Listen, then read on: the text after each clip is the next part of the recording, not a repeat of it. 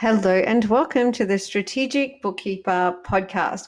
In this episode, I'm going to share with you the recent Aligned Life reset that we did. So I hosted a workshop. It was really in my heart to do. So I decided to host a 90-minute workshop, which I did a fair bit of work prior to this to get it all ready for you. And we'll talk about that in a second as well. So I want to give you resources to go with this. So it was in late 2024, I decided I really wanted to host this for the community. So it's 90 minutes. You're going to hear it podcast style in the show notes. I'm going to give you a link to the workbook that I shared so you can use that, okay? So the workshop is the Aligned Life Reset Workshop. And if you didn't make it live, you're going to be able to listen now in the podcast and then maybe use the workbook. So with the workbook, what I'll say, it's uniquely me, okay? So when you see the workbook, you're going to be able to see how I try and live my days, all of this kind of thing, but it's also going to give you 5 key areas. So that is your values, number 1, number 2, you, number 3, shame, number 4, vulnerability, number 5, priorities, okay? You're going to hear me work through these things in a way that helps you workshop it, particularly values. So if you want to drive in the car and just listen, fantastic. That's going to be awesome. But if you want to listen again later, maybe at a time where you're just making some time for yourself with the workbook, you're going to be able to do each exercise. Okay, the values exercise, you're going to see some work you can do on getting to know you. And I can tell you right now, as an entrepreneur, it is essential. It is one of the most valuable things you'll ever do. I call it start with you, okay? Then you will see some exercises around shame, vulnerability, and finally, how to put yourself first, okay? How to set your top 3 priorities, and priority number 1 is you. But I'll go through, if you're feeling like that's crazy, my kids come first, I'll help you in a workshop style to understand why, no, you need to come first, okay? So as I record this intro, I'm scrolling through the workbook because beyond those 5 things, I wanted to give you, there's a whole page on books I recommend, okay? So some really great books. And then you have also got what I call other alignment work for you to enjoy. So I've got 5 key attributes for success in life in there that I certainly live by. I've got some stuff in there, like there's a really great riddle called Who Am I? There is how I live in faith over fear, some work on that, manifestation, saying no and creating space, the laws of alchemy, and a bit more so that you can use it a lot like a little mini book and really just, breathe, center yourself and align yourself, okay? An aligned life is a life aligned with your values and your purpose and more as I get into in this, okay? So I do hope you enjoy this gift to the community that I've created in this workshop. Love to hear what you think. Feel free to drop me a line or connect with me on socials. I'll see you in the episode. I'm Jeannie Savage, the Strategic Bookkeeper. I've been in practice for 14 years, but more importantly, 5 years in, I achieved a lifestyle practice. This means I scaled my business, could take my hands off the wheel, and draw a nice 6-figure income while being time rich. And that's what I call my dream on my terms. I was recently awarded Women in Finance Innovator of the Year, recognizing my book, my podcast, my program, and my impact globally. The Strategic Bookkeeper is my life's work, and the opportunity to help bookkeepers globally achieve the income and lifestyle that sets them free absolutely fills my cup. Please do connect with me on socials at the Strategic Bookkeepers Way private Facebook group or shoot me an email, hello@thestrategicbookkeeper.global. All right, as everyone comes in, hey, my familiar faces. Hey, Rose. Yeah, good morning, everyone. Welcome. You should be seeing on your screen right now the Aligned Life Reset. I'm just going to have a look at my chat just for me to connect to everyone in the room, which is such a big part of today. It's connection, right?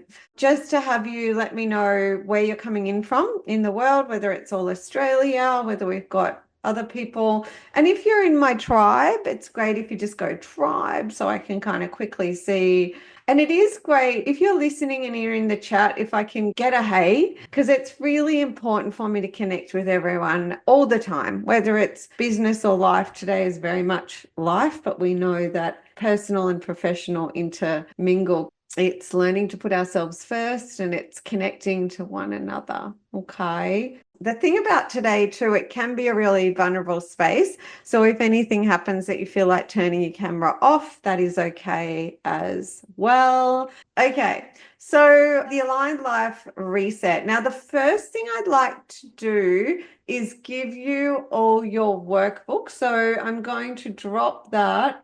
So if you would like to grab the workbook once it loads and open it, there's a range of links in there. And one of the links in there that we're going to use really, really quickly, I'm going to drop as a file as well. And that's going to be the values exercise. So that's coming to you now as well. Feel free to grab the values exercise, have it on your computer, or if your printer's close by, please feel free to print the values exercise as well. Okay, go ahead and do that and we'll get started. I've got a little agenda here. So the Aligned Life Reset. Okay, so the workbook we're looking at here. The first thing I absolutely want to start with is something from my heart that is a Jeannie quote, and that is that we are all beautifully flawed human beings stumbling along with the illusion of control. And throughout this workshop, what I'd really like to do is just ask you to consider with everything, what does it mean to you? Because everything has the meaning we give it. You know, ChatGPT has an idea on all these things. When I got Chat to help me format my workbook, I had to keep letting Chat know that I didn't want its thought leadership. That would stunt my own innovation. So it's, what does all this mean to you as we move forward? Okay. And even just for yourself, you don't need to tell me in the chat, but you know what you thought about getting out of today. You know, everybody's going to come into this differently. Okay. Today is not the beginning, right? And it's certainly not the end.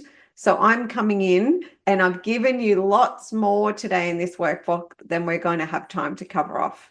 Okay, I just wanted to give you a lot of stuff around how I do this stuff, how I center myself and try very hard to live into my life's purpose and so on, and show up with my values, all of which is not the easy thing. Okay, it's the hard thing and the uncomfortable thing. That's life. As my father said, life wasn't meant to be easy. And I don't think that's a bad thing. I think there's a beauty in that. Okay. So just with regard to our agenda and more, I'm going to keep my eye on the time and I'm going to start with a few things. So I am going to ask for 100% of your attention if you can give it to me. Like, for example, my girlfriend Candy, who's in the house, she's got her beautiful son Lenny with her. So, you know, sometimes we have to stop and attend to things. I've put my phone on flight mode and just hoping to be not interrupted myself. Okay. But to learn to be present is truly the crystal realm, as I call it. I often refer to little things as the crystal realm, meaning, you know, that incredible, like what it's all about. What is life all about? And to be present, you know, it's kind of the opposite of what life sets us up for, but it's incredible, it's impactful, it's transformational. And I've been trying it more and more and more lately. Okay, so I'm going to ask you to be 100% present with me. We're going to spend some time together so that you can continue with your aligned life, with your alignment of your life. And you might start to think now, what does aligned mean? And that, again, it's for you to think. And if you want to say anything in the chat about, I was thinking about that, or this is what aligned means to me. Okay. So basically today, because we're not going to get through everything, that's kind of funny, right? Our aligned life is going on forever. But I want to work with you on these 5 things. So values, on you, on shame, on vulnerability, and on priorities. Okay. So values, understanding our values and how they guide us, which we're going to use that values sheet for. Deepening our understanding of ourselves. And I've given you work that you can do after this. Some of you will have done that in my tribe because I rattle on about it all the time. Okay. We may get time for the human needs test. It took me about 8 minutes when I tried it again the other day. Shame, learning to accept and rumble with shame. So that's for you to just ask yourself, scale of 1 to 10, how much do you know about shame and how to work with it? All right. So, all of these things, they're an ecosystem that work together, and they are absolutely transformational. Vulnerability, embracing vulnerability in ways that serve us. I love in Brene Brown's book, Dare to Lead, which is a must for every leader, and you're all leaders, okay, is the way that she talks about what is it to be vulnerable, because it's not just saying anything and everything anytime and this kind of thing. It's learning to be vulnerable, and to do that, maybe we need to learn what's the opposite of vulnerable and so on. And we can't be vulnerable if we're not understanding and living into our values. So it's an ecosystem. Yeah. So again, just thinking about for a minute, what does all this mean to you? And then when we learn what it means to one another, okay, yes, right, okay, I didn't think of it that way. It meant something different to me. Okay, so priorities, learning to put ourselves first. And I smile because, I know particularly for women as moms and so on, for humans generally, but for me, speaking as a woman, I was on a podcast once when I said this. It was the Mummy Midlife and Menopause podcast, of which I'm all. And when I said this to the host, she said, "You're joking, yes? You don't mean we put ourselves first." Yeah. Michelle's got babies, and it's like, that's silly. I have to put my baby first. Actually, no, because if you're dead, that's really morbid, isn't it? It's a punch in the face. That's what my son said. "Mum, if you're dead, you can't take care of me." So we actually, and every psychologist, every counselor, right, they will say to you, you need to learn to put yourself first. But it almost becomes meaningless. Okay, now for me, I went to the edge. I was on cortisone, I was on antibiotics, I was shaking all the time years ago when I was in a really difficult situation. The thing that sparked why I started the Strategic Bookkeeper, yeah? So that's what oftentimes we have to go to that place before we finally, out of desperation, put ourselves first. These are the 5 things we're going to work on today. I'm going to ask you questions. I'm going to ask you to be open and vulnerable and interact with me in the chat. Just like Shell did, just like Karen did there, got to fit your own oxygen mask first before you can help others. It's like an old thing, isn't it? But it's exactly 100%. And so any interaction like this is so helpful and wonderful. And thank you so much. All right. So I'm going to ask you to be open and vulnerable.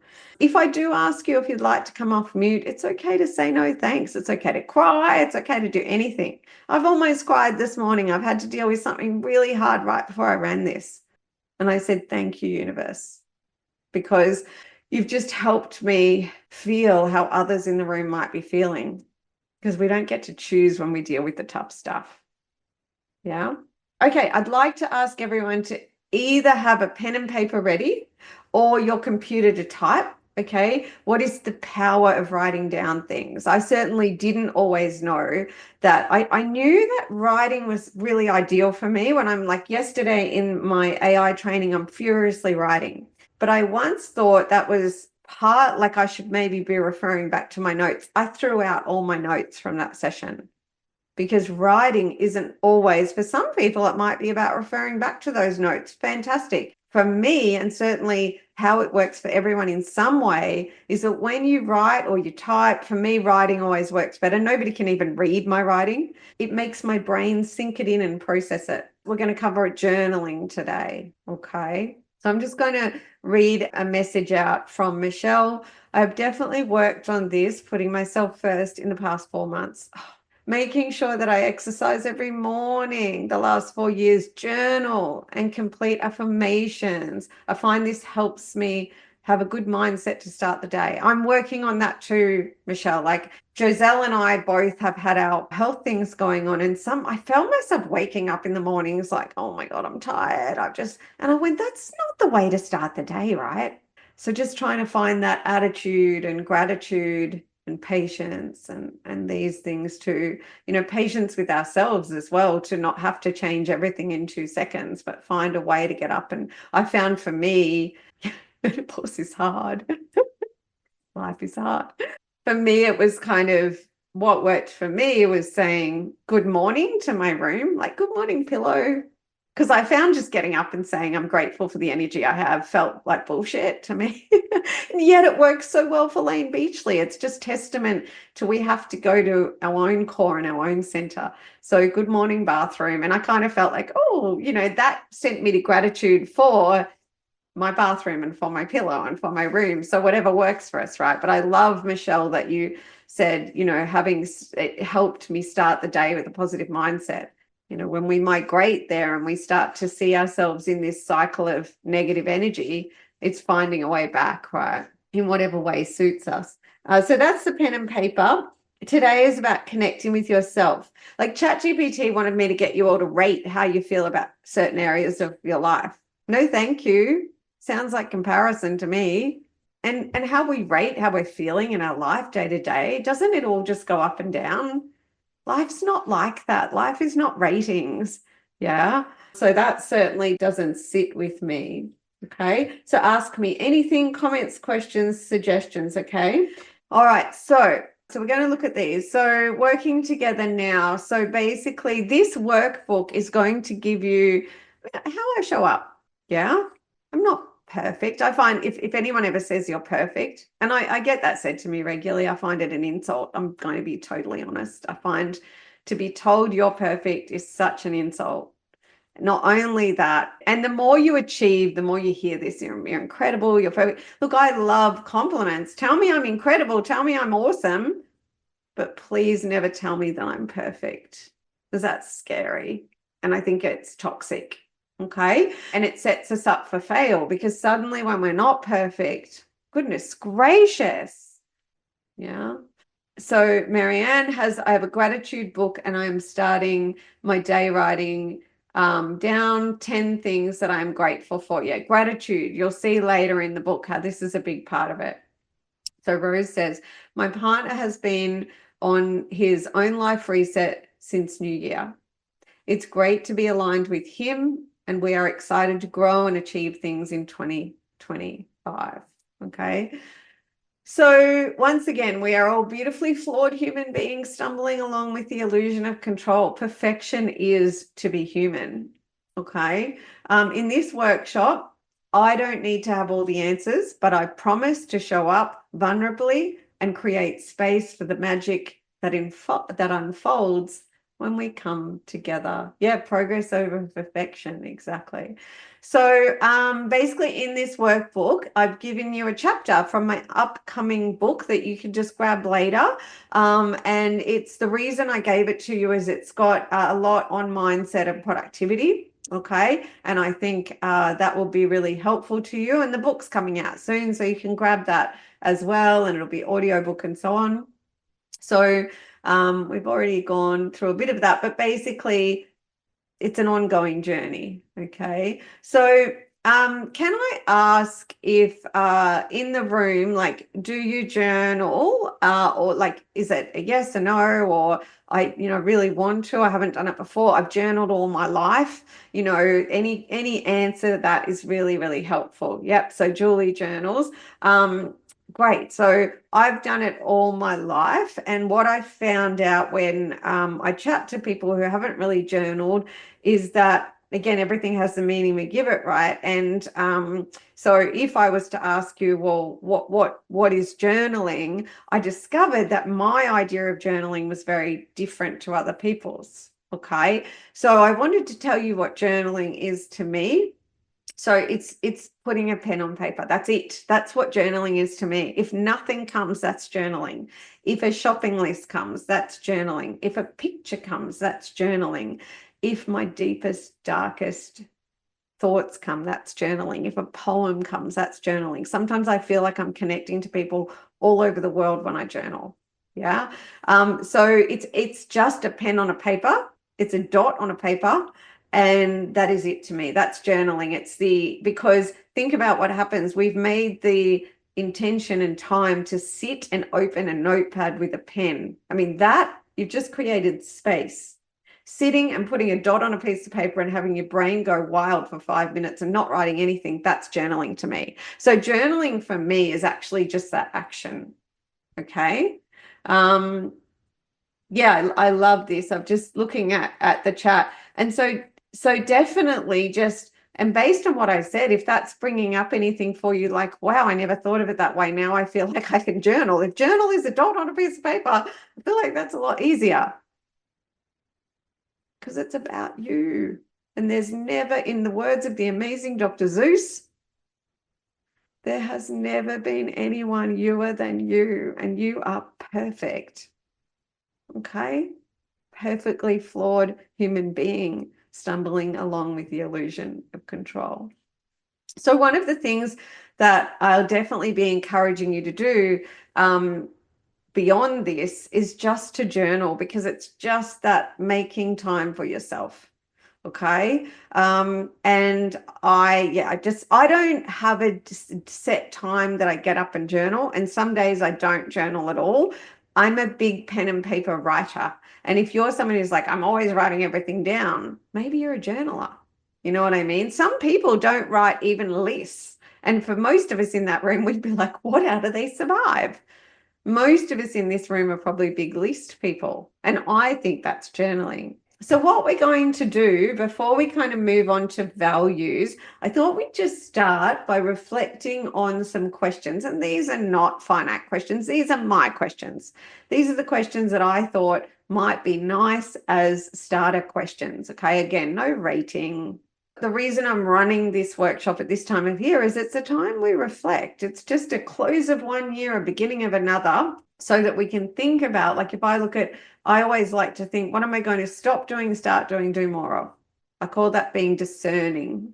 Melinda, I think a shopping list counts. I do. It's our way of getting stuff out and connecting to what we need and want. What happens when we write our food list down? We think, it might even spark thinking about the fact that we want to have some mushrooms or something for gut healing. And that's something I really want to do. So I honestly think pen to paper. Yeah. So yeah, I love that, Rose. Yeah, notes. I think notes are really, really powerful. Yes, Marianne, it is, for me, it's business and personal. Like, there's a book called Will It Make the Boat Go Faster? If you want to write that one down, it's not, I've got a book list in here, but it's not in there. And they talk about the power of daydreaming. It's a book about how a team went to win the Olympics in rowing. And so I think for me, business is also it's my purpose, right? I'm always looking for why I do what I do, and therefore journaling works really well. So I can tell you I journal a lot about my life and my business because they intertwine. So what a great question. I love that, Rose. If lists count, I'm a massive journaler. I think they do. And for me, when I journal a goal, I love 3 steps to get to that goal. And there's so much data and science and evidence on what happens when we write goals down, Okay, so basically just with your document or your pen and paper, if you could just ponder these questions and then you can go back to these anytime. So in 2024, what served you well and what didn't serve you? Now, interestingly, I had something in both of these and it was the same. So something that served me also didn't serve me. So there's no right or wrong. It was like, well, parts of that were awesome and parts of that weren't. Yeah. So just what served you well. This is very private. You'll never show it to anyone else, and that's okay. All right. And then what didn't serve you? That's the way I frame it. It doesn't matter if you've got completely different questions to this. It doesn't matter if you say to yourself, I don't like those questions. Maybe that's because they just don't fit with you. I don't want you to feel like there's a wrong and a right here. Okay. So what do you want to stop doing, start doing, and do more of? Like, I know for me, what served me well with TSB, the Strategic Bookkeeper, is it fills my cup. Yeah. And my weight training throughout the year really served me because I changed over to an over 50s gym with sports scientists. I did a lot less. Yeah. I started hammock yoga. It's really scary, that first session. And now 8 weeks on, I'm hanging upside down like a bat and I can't wait. And I'm getting one put at home. That's really served my health really well, my neck. Yeah. leaning into shame and vulnerability and my values really served me? What didn't serve me? Still struggling to live into my top values because it's the hardest thing. Courage and honesty are mine. So what do you want to stop doing, start doing, and do more of? In your business and personal, this is really important, okay? So in your personal life, really, really important. In your business life, because on the whole, we've got entrepreneurs in the room, this is one of the most important exercises you'll ever do every day, every day, every day. Because one thing that holds people back from success in their business life is doing all the things. So busy doing all the things. Yeah. And that means we don't have time to start doing, let alone if you're busy doing all the things, you don't even have the time to figure out what things are working. And just because something works a little bit doesn't mean it's working. If you get a tiny bang for a massive time and money back, you need to change it. An example is when Joselle and I years ago were playing with social media. Let's bring somebody in there. Whoops, admit. And so, I test and measure things to bring it to TSB, right? And we spent a lot of time, not really any money except for our own, time. And then we looked at the result, and we actually could get exactly the same result for about 10% of the time or 5% of the time. When I realized that was when I took 6 weeks off at Christmas, because you have to have the space to pull back and reflect. Okay, so any comments, questions, suggestions on that? Again, anything. There is no silly question. You can call out the elephant in the room. The emperor has no clothes. When it's like, I've been in rooms where I'm nodding and I'm like, I have no idea what they're saying. It's okay to say that. So visualizing your life, I love this one, but it's really looking at what that question means for you. So what does your perfect day look like? And what do you feel like you're missing out on? What I mean by that, the old saying, we work to live, we don't live to work. And that it is a good saying. Oftentimes work becomes like TSB, for example, it fills my cup and it's one of my great life's purposes. And I don't believe I work anymore. I don't work. I turn up and I do things that fill my cup.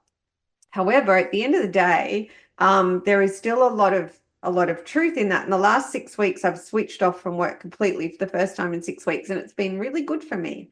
Yeah, because I need to connect to all the other things around me as well. And the perfect day is a little bit linked to that. We work to live, because it's very important to know what you want. And to do that, we need to strip away everything that social media and society and our family and everyone's telling us that we should want, to get to the core of what we do want. Okay. Because that's the destination. And one of my girlfriends, who's also a client in my bookkeeping practice, has been a few times when we've got together, and Joe and I helped her to make the decision to radically change her business. And one of the drivers for that is when we got together and she downloaded on the things that were frustrating her and killing her in the business, I would say, okay, so what do you want? Like, why are you doing it? And she would say, I don't know. I don't know. I've completely lost sight. So it's like you're driving furiously, like, I've got to get there, but you have no idea where you're going or where you want to go. Imagine doing that, speeding down the highway in a hurry to get somewhere. And then when I said to you, where are we going? You said, I don't know. And then I said, where do you want to go? And you said, I don't know. Right? So what does your perfect day look like is really simply like, the destination. It's like, if your perfect day is getting up in the morning and going to yoga or swimming, and then, like, my perfect day might be some exit, my cup coffee and a little bit of journaling or brain dumping. As I like to look out the window and let my eyes go over the horizon. Over the years, I've tried to choose to live in places where either I can see, like where your house might be elevated a bit and therefore your eyes keep going. and or so I'm just not looking at a fence, because I like to try and let my eyes go. And here we've got water, so I'm, my eyes can go forever. So my perfect day, just for me, is sitting on the sofa, having my coffee, looking out, so my eyes keep going, and letting my brain just jump. And then I'll usually have a book and a pen handy in case I want to do anything, shopping list, whatever it is, my deepest, darkest thoughts, some, think about my tribe and things with that, and whatever it is. And then the last year in my zone of genius, I really wanted to hit my desk and get my zone of what they call your what is it, the golden hour of content out. But that changes, right? And I would love to spend the first part of my day doing some exercise, and then I love to cook, so that would be a part of my day. And then your perfect day extends to the things that you maybe want to do in your life. Like, are there certain places that you'd like to travel? Would you like to work from a caravan? All these kind of things. It's just really important because again, that is the destination. Because when we're trying to make money in our business, you must have a point of satisfaction. Okay, you must understand, if you have more than you need, that's okay. Yeah. But please don't speed down the highway unaware of where you're trying to go and where you want to go. Those two things: where I need to go, where I've intended to go, where I want to go. Where you want to go is that perfect day, that perfect week, that perfect month, that perfect life. One of the things I'd love to be able to do is spend every Thursday with my new little grandniece, who is like a grandchild for me, as my sister passed away. What is your perfect day? What is your perfect week? I've been asked before, why don't you just do more work yourself and delegate less to your team? You'd earn more. Because I'm always connected to my destination. Okay. Okay, so any comments, questions, suggestions in the chat box are great. I'm just going to have a quick look at it myself. So Marianne says, I'm going to start writing notes of all the good things that happen in the year and putting them into a jar so that I can reflect on these at the end of the year. How amazing is that? Helping to remember the good things that have happened and how far I've come. It's given me tingles. I think some of us might be taking that and going, I'm going to do that too. I remember when Rory was really, really little, so it was like 14 years old, probably 13 years ago. One Christmas, I made all of my family these wooden trees, and they were trees of gratitude, and you could write something you were grateful for and hang it on it. I have this little joke that the irony is nobody seemed particularly grateful for my trees of gratitude. But that's a similar concept, right? The jar. And another thing I used to think of is you could have a jar for something that you really want, and you can put little things in there all about that. This is what I'm excited about. But I love that. That's amazing. So the last one, what does success mean to you? Certainly for me, it was 20 or so years ago when a speaker got up and said, what is success to you? And I was raised by iconic Australian entrepreneurs that grew an iconic retailer to 100 million. I mean, I was around money all my life, and my parents were driven by a lot of that. Okay. And so for me, way back then, I probably thought that when my parents talked about having success, it was often in the business. So I'd never thought about the fact that, everything has the meaning we give it, and the word success means something different to everyone. So and we're looking for success in so many areas of our life. For me, I don't know why, I can't tell you why, because it's a heart-centered thing, but the word happiness has always resonated for me with success. Okay, so what does success mean to you? Does it mean something attached to being a parent? Does it mean something attached to your business? Certainly, the impacting the lives of women globally. When I get a message and somebody's crying, when I get a message and somebody tells me how they're getting on, how things are happening, how they're succeeding. And success for me with women is giving them choice, right? So that fills my cup. But for some reason, there's this happiness connection. So what does success mean to you? Because money is not success. I'll say that, because money is a vehicle. It's an energy. It's a thing that we use to do things. Yeah. But that alone can't be success. Money is the byproduct of doing something well. Profit is the byproduct of doing something well. Yeah. So money in its own, it can't be success. Yeah. But certainly it can be the byproduct of something that drove us to our idea of success. If that was, maybe that was like in my bookkeeping practice, I find I help primarily dads. And I always thought the impact of helping a dad to make his business work and make money, he'll be less stressed. That will impact his wife and children. Literally, the impact is on kids, and they will grow up and imagine what they could do with their lives. So see how our work, no matter what we do, like Candy was talking about her passion for helping, she's her last role was as a general manager, of helping people to develop their careers and the impact with that, right? So money is the byproduct of what we do. Okay, so just reflecting on all of those, and just whatever questions you come up with, they will come in your journaling. Sometimes I'm like, oh, okay. So return to these questions often. Journaling will connect you to your intuition. I sometimes call it spirit. I call about being spirit-led. Again, everything has the meaning we give it. You'll hear me talk about faith. Okay, everything for some people, faith means their Christianity, their Catholicism, their whatever it is. For me, faith means that I live in a place of trust. My meaning doesn't have to be your meaning. Okay. So connecting with your intuition, or whatever you call that, your subconscious, your spirit, faith, God, whatever it is to you. Yeah.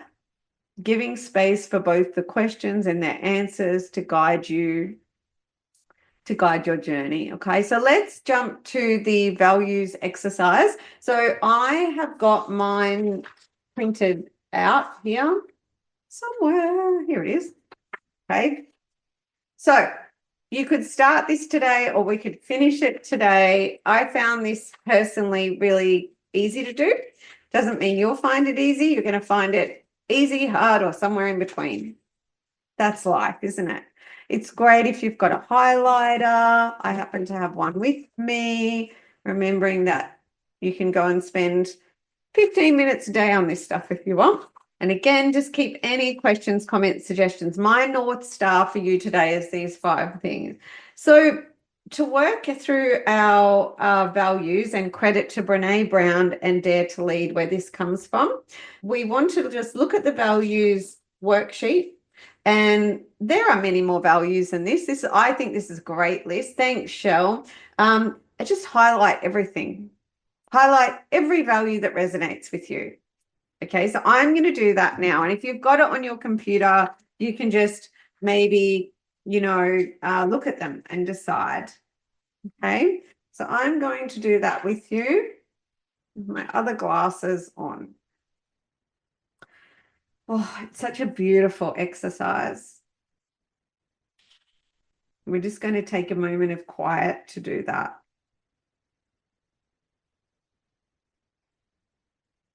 And, sometimes you might feel like I'm highlighting all of them, but you'll probably get to some that you don't. It's just part 1 of the exercise. Okay, and there is no wrong or right.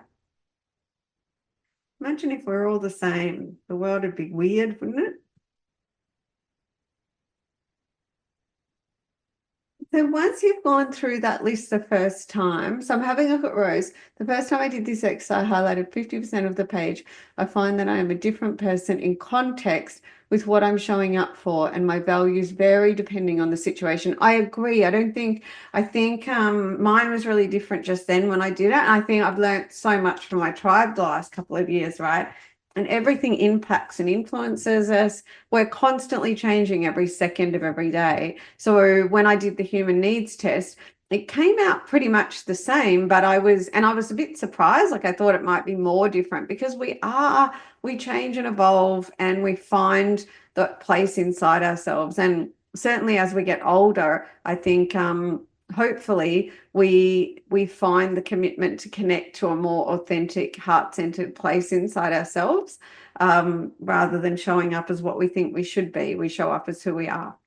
So once you've done that, the next exercise is really to look at those values and to try and pick the 4 that are just jumping out at you, the 4 that are really standing out to you, which is hard. You can even start with saying, oh, I might look at 10, I might look at, but just have a look at the list, and I'll do the same, and just spend a little bit of time to try and pick that top 4.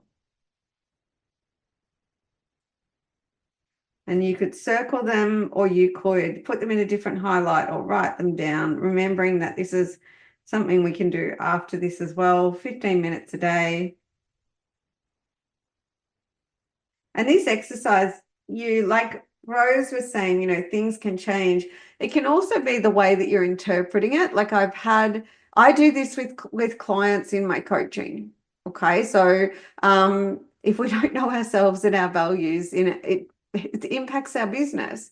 Yeah. I took a business from losing money to 7 figures through this stuff. Okay. Job costing first. And then we sustained it with this kind of stuff. Okay. So for me, I'm going to circle courage, honesty, authenticity, and kindness. Okay. For me, I felt like when I did this exercise mid 2023, these were my values, and they just, for me, they are my shining light. Okay. And so once you get, some top ones, and again, it doesn't matter if you don't get this in this exercise. Okay. You can say, oh, I feel like I need to spend 3 hours on this. Awesome. Do that. Okay. But then we need to kind of go of that, say 4, for example, and all of this is in the workbook, so you can keep going. Then you need to bring it down to the two top values. Okay. And as we move into this, we're going to, and you just start to think about this, and you'll be thinking about your values, trying to listen to me, multitask, which is, never the human's way to the best result, but that's okay. Because again, you're going to continue this journey. But to help you with these values, I'm just going to connect you to a few things. So living into your domino value. So in a second, when you go beyond that top 2, you're going to try and choose your domino value, the one value. If you could only pick one on the list, what would it be? Okay. And I'll use myself as an example, and another value as an example from someone else, which is courage and freedom. So in the words of the amazing, impactful Brene Brown, when we live into our domino value, and I think Brene's is courage as well. And when we live into our domino value, or to attempt to, is not the easy thing. It's probably going to be the hardest thing that you do. Okay. So that for me was such an important thing to understand, because it also helped me understand that choosing the value and then it wasn't going to be like, yay, I know the value, now I can just move forward with that value. Then begins the work to be true to yourself. And we are human, and we are our values. Okay. So for example, my domino value is courage, and followed, because what I want you to try and do is get your top 4 in order. So, or at least your top 1, then your top 2. So mine are courage and honesty, for example. I've heard some really phenomenal values that aren't even on this list. Okay. And then, so mine is courage, then honesty, and your top 2 are going to work very closely, but your domino value is the value from, oh, Miss Kylie's coming in. Your domino value is the value from which, if you live into that value, all your other values will happen. So if I have courage, I'm going to be honest, right? My next two are authenticity and kindness. If I've got courage, then I'm going to find the courage to be authentic and kind. But it's also a guiding light because I'm a very direct communicator. I can offend people. So I can always say to myself, I really value direct communication, but trying to always make sure that I'm as kind as possible. But that can almost oppose the courage to be honest. If I've got the courage to be honest, that's not going to come off as kind. I just did that with someone this morning. There's nothing kind, right? I was kind to myself. And I tried to say, I acknowledge your feelings and I totally understand that, but I didn't like this or I didn't like that. So sometimes those values can feel like, but to be crystal clear, the main message I want you to feel is that when you discover your domino value, the wonderful thing is that you're challenged to live into. And what I do to give you some help with that is having courage and honesty as my top two values. Whenever I'm in a situation where it feels way more comfortable to not be completely transparent and honest, I hear this voice that says courage and honesty will get you there. And when I say get you there, I mean get you to a life that is full of joy and feels great, right? Living into your values will have you feeling at the end of the day, when it's all been hard and unfair and everything that life throws at you, something will feel right. The big picture will feel right. So when I'm in that situation and I take a breath and I don't always get it right, sometimes I just don't have the courage to be honest. And when that happens, I say to myself, well, you didn't have the courage to be honest. So therefore what's happened is you've put yourself second or third or last. And I have patience and kindness for myself. And I know that I can try harder next time because I know the further I move from my values, that the harder life will be and the more it won't feel right. Okay. So Christine says, I reviewed my values, then completed the human needs test that we've got in here last night. Thank you. I asked my beautiful team if they could send those out. It was amazing to see that one of my values aligned to my overwhelming high score on the human needs test. Yeah, it's so true, isn't it? How it's an ecosystem. What I'm sharing, these 5 things today are an ecosystem. They're a little bit linear. I think we have to, in a way, I think it has to start with putting ourselves first, but then we almost need to do the other work in order to put ourselves first. So it can be a tiny bit linear, but it's more of an ecosystem. Okay, so my human needs, I'll give you an example. So another great example that I love is, and this part of the workshop is one of the hardest, so we'll spend a little bit more time on it, is that a friend of mine, her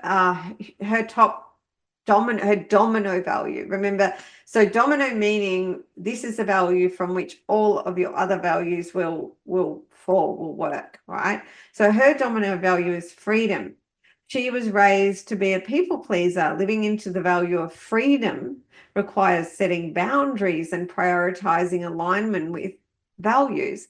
So for a people pleaser, living into freedom is so hard. So our values can also come from the life we've had and the adversity we've had. Did you share values with your parents? On the whole, I didn't share, like I probably had different values. That's really hard. All right, some of us share, but we'll always have different values in some respect, but some are vastly different. That can be hard. You might have shared values with one parent and not another. All of these things influence it. Okay. So the life you've had is going to influence. You might be someone for which courage is easy. You might be, for me, I might be someone for which freedom is relatively easy. I wasn't really raised as a people pleaser. I've suffered the people pleaser monster as well. I'm human, but you see, feel free comments, questions, suggestions on how everything plays into it. Okay. So definitely what I want for you from this exercise is simply to either know that domino value or just do the work to work it out. Remembering progress over perfection. So if we feel like, I just can't do it, so pick one. Try living into that, go back and do it again. See how you go. Okay. As Brene Brown says in Dare to Lead, perfectionism is toxic. Okay, it's not natural. Yeah, it's the result. Usually perfectionism is a result of trauma. To strive for excellence is very different to perfectionism. Okay. So, and if you're like, I don't understand that, that's okay. Because we need to process what is the things that are happening in our life, not the word. You probably understand it more when you interact deeply with someone that you realize is doing that and the toxicity that comes with it. Perfectionism is a childhood trauma. And it is one of the catalysts for attempting to bury shame. So it's a domino that will create other dominoes to fall that doesn't lead to great outcomes. Okay, people pleasing is a trauma response. Emotionally monitoring is a trauma response. If you're someone who can relate to always wondering how everyone feels and feeling like you need to anticipate it all, it's a trauma response. Okay. I think we should use our words more. I always say, don't try and work out how I'm feeling. I'll tell you. That's me. An inability to be honest about how we feel is a trauma response. And this work around values will help all of us to work through all the things. Trauma is normal. We all have it to some degree or another. Okay. All right. So let's have a look. So someone once asked me values, beliefs, and your moral compass. Like, what's the difference between values and beliefs? And I thought, oh, that's a good question. What is the difference? Again, it's not for me to tell you everything. And I'm not the all-knowing, all-seeing, powerful Wizard of Oz. Okay, so it's for you to say, well, I think this is beliefs and this is values. Everything has the meaning we give it. We can value freedom. That can be a value, but it can also be a belief. I believe in freedom. There's no right or wrong. And I know some of my core beliefs are really confronting for other people, but they're mine. That's okay. You know, and I believe live and let live. I believe in community. So community can be a value and a belief. Okay. But sometimes I find live and let live is more of a beliefs can be, you know, a bit different. So any questions, comments, suggestions on values and beliefs, go for it in the chat box. Yeah, and Michelle, the silent treatment is a trauma response, right? Toxic. Someone said to me recently that for women, you need to anticipate their needs because they won't tell you. And I was like, what? Now, a lot of humans turn up with toxic behavior, like probably more people. So if you're here doing personal growth, you're in the exception. You're in the 20%, right? Just because 80% of people turn up and exhibit toxic behavior, does it mean we all have to buy into it? No. Okay. So an inability to express how we really feel and an expectation that if we are passive aggressive, that other people should pick up what we're putting down and then respond to it is a trauma response. And just because lots of people do it doesn't mean it's right. So don't believe everything you hear on Instagram and YouTube. Oh, and that's what I think this is about, right? When we do the work to understand our values, rather than being informed from someone on Instagram or someone, we're going to a place deep within ourselves to show up in a way that's completely unique and authentic rather than what we've been told to do. So take it all in and listen. But when I take things in, I'm like, that resonates with me, that I'd like to think on, and I think that's bullshit, right? And if you're ever just showing up, taking it all in, you're taking in all of the things rather than the things that should resonate for you. Okay. So let's just come back here. So just so that you understand your beliefs, your values, your beliefs sit together. And I think that together they all form your moral compass, which is guiding you towards life's purpose. Okay. Or any of your great life's purpose, because I think we have more than one. It takes a lot of courage to live into your purpose, because often it's risk and it's change and it's abandoning things that aren't serving you. So Marianne says trust and loyalty are very important to me. Okay. I think that comes from my upbringing and past relationships, both personal and professional. And it's so true. Like, I love hearing those together, trust and loyalty. It's just, and it's all of the things that we've chosen to experience in our life, right? Let's have a look. All right, so what I've done is I've given you some more things in the workbook. So with those 5 things that we talked about, values and you. So we've done the values, but now I've given you an audio clip. Oh, I linked it twice. So audio clip is called Start With You and How to Write Your Brand Story.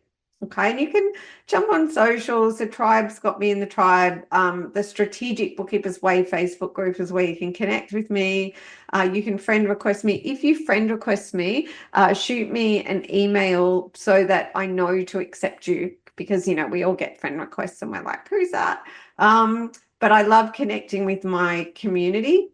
So because if anything around brand story doesn't make sense, but I just am going to guide you through as an entrepreneur, or even in your career. Like Candy she is in career, and writing your brand story in career is amazing as well. Okay, but you're going to have that values. The human needs test is the other one, and if we get time today, I'd love to go back to that. Now, who's done the human needs test in the chat box? And while I'm waiting for that response, Wealth Dynamics, if you're an entrepreneur, do it today. Candy, do it today. It costs money, but I think you could try using, there's some really good discount codes like Wealth50, and you can often find them. So even if you go on and see what are the discount codes, it's about $50 US. You must, like every one of, I don't recruit without it. Your Wealth Dynamics, you must have it, because you won't win the game without a winning team, and you must first know yourself. Great. Okay. So you're going to have Wealth Dynamics disc. That one's free. So the only one that costs money is Wealth Dynamics.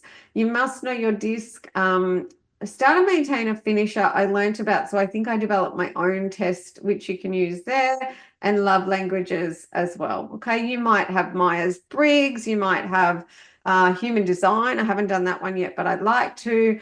But the point is, number 2 on your 5-point ecosystem is get to know yourself.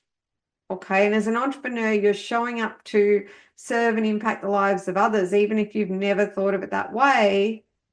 Get to know yourself. Okay. And as I said, when I'm doing my coaching, my clients are directed to do all of this too. And they do the Wealth Dynamics with their team. Oftentimes they go off and decide they want to do all of it with their team as well.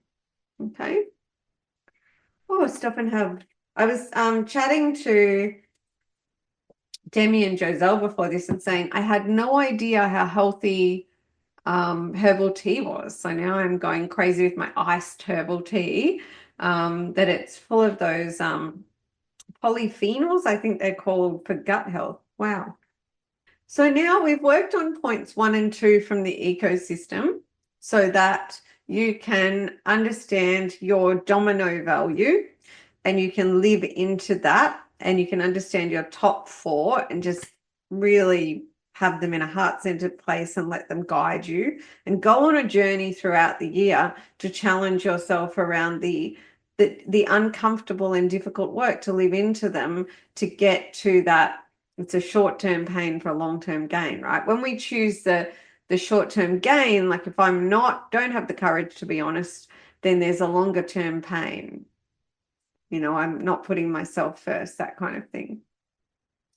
So 3 to 4, vulnerability and shame. So it would be great for me to know, with everyone in the room, just kind of how much you know. So first of all, have you ever explored Brene Brown's work? A yes or no in the chat box would be great. Yeah, and sometimes a little can be her YouTube stuff. I really recommend, Karen's a huge fan. For me, there's just no one better on shame and vulnerability. All her books are amazing. For me, the one I've read cover to cover, because I love the Blinkist app or any of the summary apps like Headway, but Dare to Lead for me was just such a phenomenal book, but it's double. So it's great for an entrepreneur. And then it's, all shame and vulnerability and perfectionism and everything else as well. So I really recommend, as part of this personal growth, that you tune into Brene Brown. Like on YouTube, there's her shame and vulnerability stuff. And someone put me onto that. But for me, that really doesn't give you the whole picture. So all of her beautiful books are great. Just pick one. I highly recommend Dare to Lead, okay? So moving on from that, the irony of this next question, what does shame mean to you? And if you've got no idea, you have shame around not knowing what shame is, right? So it's that beautiful human condition thing. So just to ask yourself, what does shame mean to you? Because certainly there was a time that I probably would have gone, oh, okay, I don't know, I'm gonna have to think about that one. I guess it's when you're ashamed of something and it's like, what does that mean? I'd be like, I don't know, I'm embarrassed or whatever it is, right? And how would you rate, so beyond all of that, how would you rate your ability to be vulnerable in a way that serves you? Okay, so I'll come back to that. And I think what I really just want you to value learning about shame from Brene Brown and then learning to sit with shame. Okay, and I think in the same kind of way that I sit with shame, because for me, it's been transformational. And what do I mean by that? Well, shame will hold you back and rob you if you can't sit with it and you cannot get rid of it. You can't squash it down. You can't get rid of it. It's a human condition. So if we can't get rid of it, learn to sit with it. And why don't you sit with us? And Candy and I did it really funny the other night. We're laughing. I'm like, there's my shame. Hers had a name and a color and everything. And hers had a funny expression, and mine always looks really sad and embarrassed, has nothing to say. Yeah. So shame, when you don't deal with it, feels like a monster that you've got to try and run from and keep at bay, but it's actually not. When you invite it in and sit across from it, it's kind of nothing. Yeah, so it's ourselves getting in our own way. And we see when teenagers go through puberty, I feel like that's when the shame really starts to take hold. So any comments, questions, suggestions in the chat box? So understanding shame and self-sabotage. So this is from my new book. And the dominoes that fall. So you've got shame, comparison, fail mindset, fear, doubt, and indecision, which I read a lot about in the book Think and Grow Rich, which is in link. A note on that is in this workbook as well. So, and then insecurity. So when we don't understand shame, we can't recognize it, which is hard. It wears lots of polka dot dresses and lots of different things. Yeah, it's hard. So if we can't recognize shame, if we can't accept shame, if we can't invite it in and sit with it, then that can easily lead to comparing ourselves to others, which is the thief of joy, as they say. I like that. Comparison is the thief of joy. Yeah. So comparing ourselves to others, so it would kind of keep shame at bay. So imagining that, then I find, because I'm like, no, just keeping it at bay, then suddenly I'm comparing myself to others. Oh, like, what am I doing? I'm an idiot, whatever. Who do you think you are? You can't do that. That leads us to fail mindset. You're a failure. I'm failing. Why should I even try? I'm not good enough. That leads to, we get racked with fear. We live in a place of perpetual fear, which leads to doubt and indecision. We're doubting everything, and therefore we sit in a place of being frozen. We don't want to make a decision. If I don't make a decision, nothing can go wrong, right? And that all is the big mess that leads to a perpetual state of insecurity.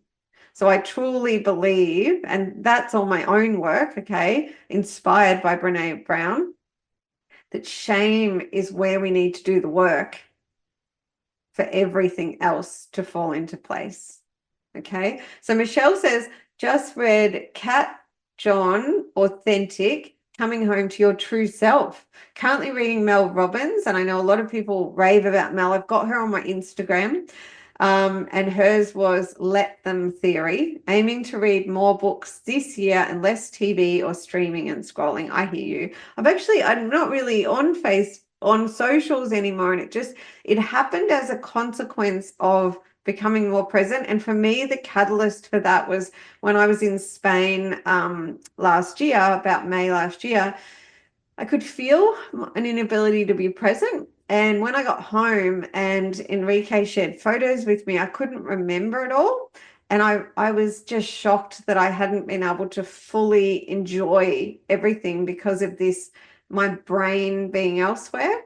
And so I decided to really value moving into it. And all it took was me making that intention and decision. It was like without any effort, it just happened slowly over time. So over the last couple of months, or at least the last 6 weeks, I've found I've ended up not scrolling and not with, it wasn't any effort. And I fell asleep on my yoga mat one day, and I found myself just connecting to wherever I am. And again, felt a bit effortless, because just like shame, when we sometimes do the work around one thing, it's a domino and all these other things fall, right? So Rose says, I don't know what shame is to me. I'm quite a confident person and tend to be silly, which I love, to bring smiles to people around me by being foolish. I love it. And probably that's high on your value, right? Fun. I've been questioning myself lately, and I'm hiding behind an excuse not being able to move forward, but settled on the fact I was sticking to my plan. I do think about what a few individuals would think about what I'm doing wrong. So their opinions must be shame. 100%. I really think that. The who do you think you are question. Yeah, shame taps you on the shoulder and says, who do you think you are? Okay. And that's right. So often we don't know what shame is, and yet we're experiencing it, because if you ever feel yourself getting into that place of just like, I don't want to listen and I'm worried about what people think of me and everything, it's the deep root cause is usually that we're trying to keep that stuff in a box. But shame is like a blob. It's going to ooze out the sides. Okay. And the worst of it, when you see people, in Brene Brown's words, armor up, and end up someone who's buried shame so deep within themselves that they're surrounded by armor, they will come across as a sociopath, because they've cut themselves off so much. And they're not a sociopath. They've just decided to when I say we're beautifully flawed human beings stumbling along with the illusion of control. And yet, when you talk about control freaks, when you become a control freak, that's the opposite of dealing with shame, because control is, to a large extent, an illusion, right? So definitely, Rose, I think for me, sometimes I don't recognize shame. And then finally when I do, and I'm like, you bugger, it's you, come in, sit across from me. And the minute I do that, it's diffused, and I can journal and I can get it out, and I can be kind to myself and accept the feelings, acknowledge the feelings. Okay. And shame is truly accepting the ups and downs, the ebbs and flows, the fact that it's not about getting things right and wrong all the time. It's about living into our core values and doing our best. Okay. So personally, for me, how I invited in, and 3 of us sat and did this exercise one day, and it's always funny when you do it. And I think I've talked to my son about it. So I feel, or I hear the tap on the shoulder, and I say, come on in. And I visualize my shame looks like a big kind of green blob, like one of those things from Ghostbusters.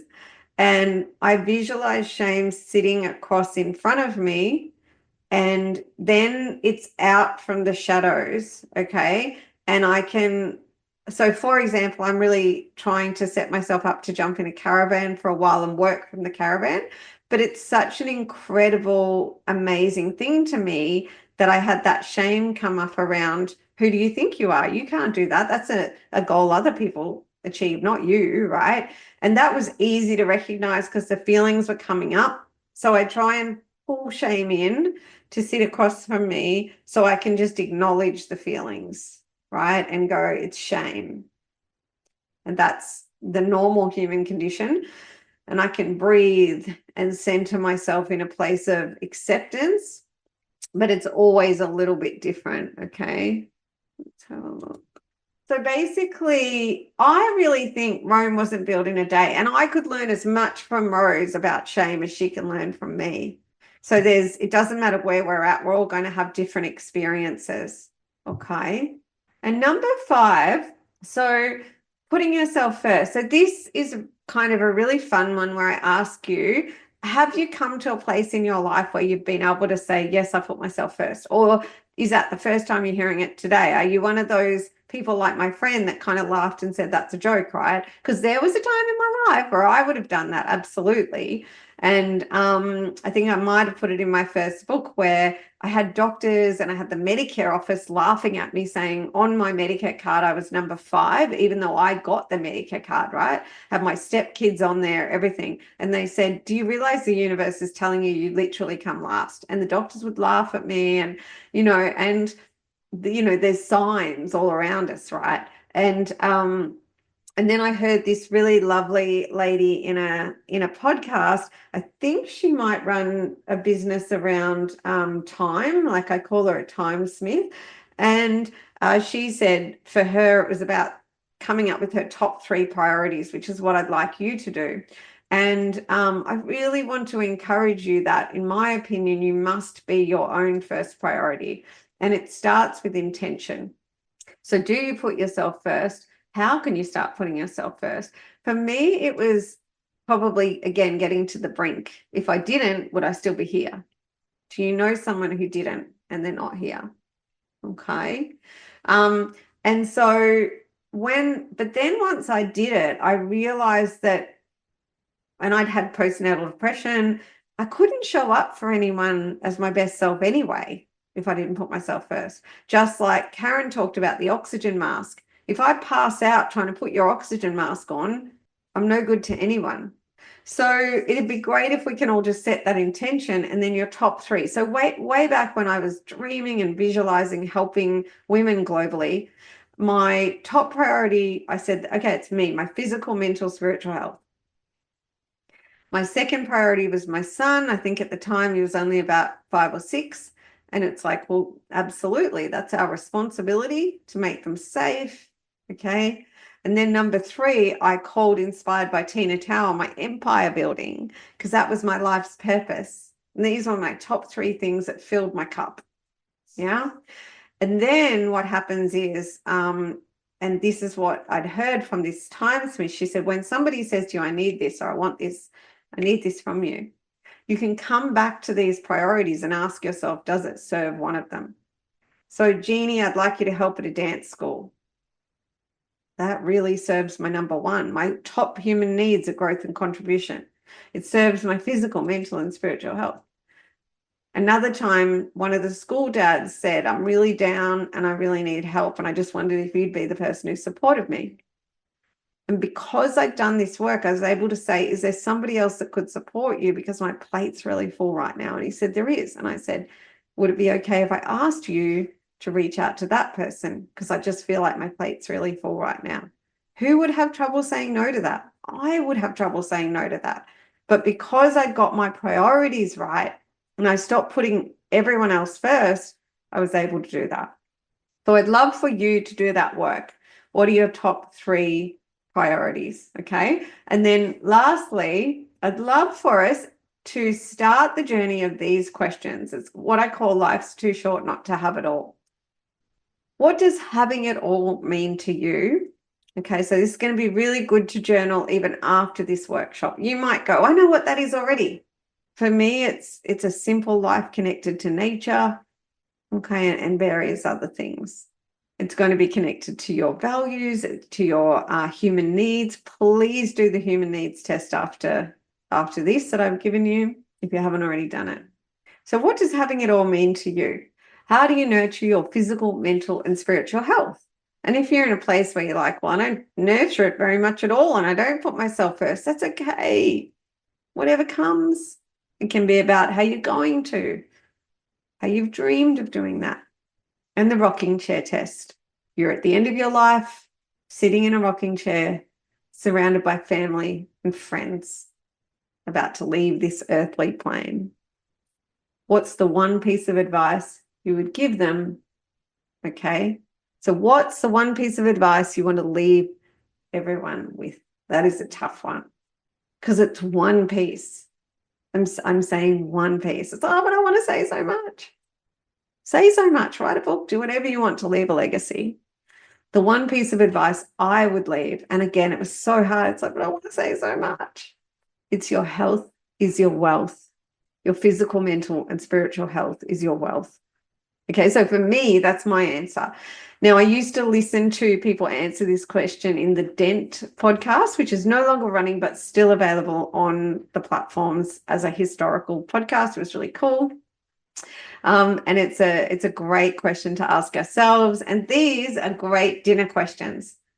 So as we bring the workshop to a close, I'm going to connect to my North Star again and let you know that what I wanted to give you today was to connect you to your values, particularly your domino value and the work around that. Ask you to go on a journey to get to know yourself in a more deep way and give you the resources for that. Help you to continue your journey, whether you're at the beginning or wherever you are, around shame and vulnerability. Okay. And to get your priorities in order, to put yourself first. Okay. So that was my North Star. And just to run you through what I've got here, I didn't want to overwhelm you with a million books, so I've just given you these. I want to let you know that I often use the Blinkist app to listen to them. And there are some books that I would always do the full book, like I'll let you know this one. I mean, she's my shining light, Dr. Kate Shanahan.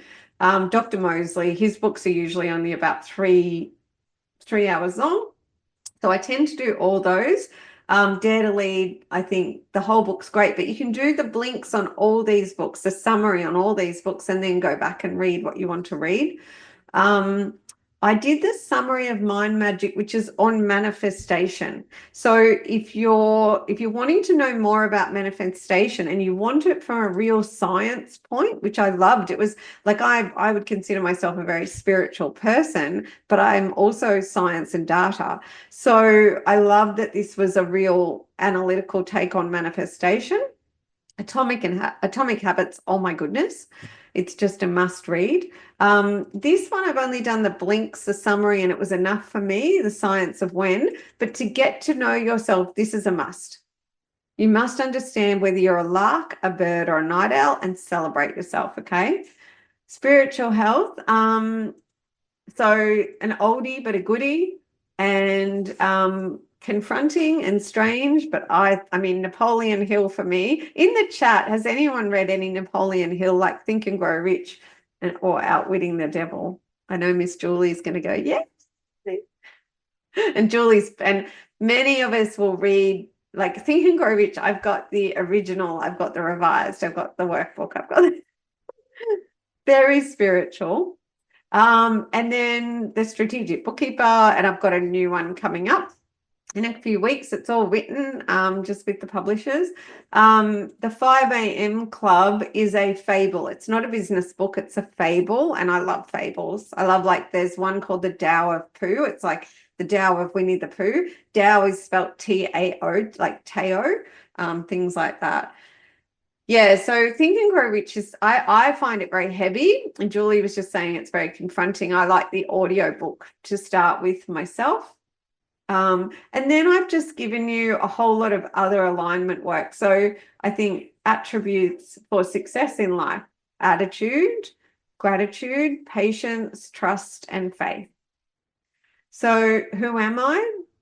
I would love for you to read this one. Is beautiful because habits. Read about that in Atomic Habit. So faith over fear, to let you know that I live my life always trying to show up living in a place of faith over fear. And whenever I go to fear, it helps me to try and know that I live in faith, not fear. Okay, because when we live in fear, what are we living in fear of? So this is directly from Outwitting the Devil, and these are the 6 primary fears. Manifestation, I'd love you to read a bit about manifesting and thinking about the plan versus a plan. If you live in, again, this is all an ecosystem. I'm showing you what I do. Okay, when you live in a place of faith rather than fear, and then you are first and foremost manifesting your core belief that life is working for you and that what comes at you is a gift, regardless of how it looks or feels. So if your core belief is that, then there's a foundation of manifestation. Manifesting is not like I want this, I want that, and if I want it enough, I'll get it. Because if the core belief behind that is broken, then that's more like what you're manifesting. So for me, and in that book I was just telling you about with manifesting, it said when you manifest and then things turn out differently, be open to you. It still worked. It's just worked differently to what you thought. Look for the signs and be grateful. Like we've got Demi in the room. She's so amazing. I tried to recruit 6 months or 9 months before I found Demi, and it was hard and it didn't work. So I said, oh, thank you, universe. I didn't realize it wasn't the right time. And my intuition said, right strategy, wrong time. If I had pushed and complained, I don't whinge about that at all. I was like, awesome. How awesome is that? How awesome is that's how life works for me. If I'm not meant to do that right now, life tells me, it hits me in the head. Okay. And then just lots of others. For example, how to say no and why. The 7 laws of alchemy. I was telling Candy to check out. You can look those up online. The victor versus victim, because I'm very familiar with this, and you may be too, or you may never have heard of it. That's accountability. Okay, remove failure from your vocabulary. We win or we learn. Failure only happens when you stop trying, or as Thomas Edison said, or not he said, but he did, right? I didn't fail. I found 1,000 ways that won't work.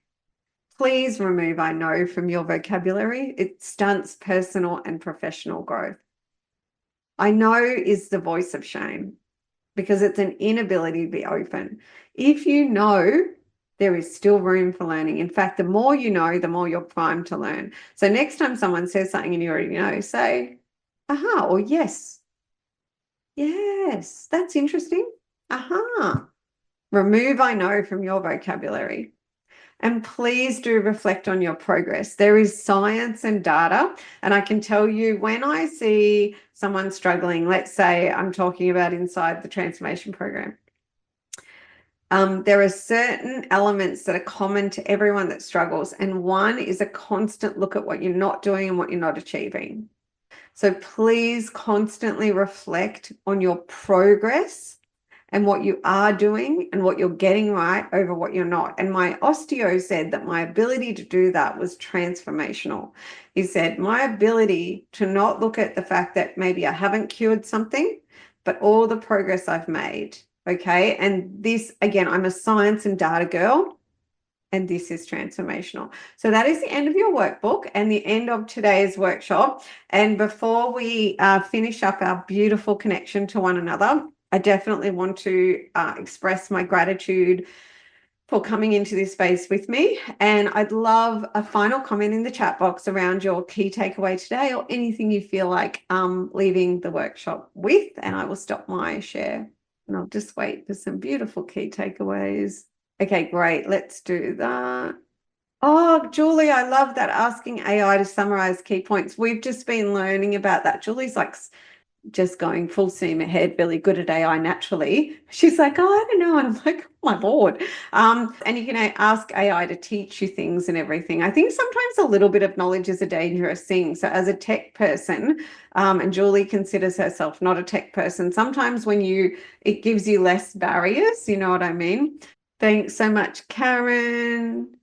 Candy, focus on what you have achieved rather than what you haven't achieved. Shell, lean into my values and make myself a priority. And I know that's, as a mum to two young ones, is always like, whoa. Yeah, lots of identifying values, prioritizing myself. Perfect day. I love that one too, Rose. It's really, and the fact that that's like your destination. Lean into your values. It's been, whoa, like definitely when I say, yeah, what served me last year, every time I managed it, things worked better. It was uncomfortable, but it pushed us to the other side.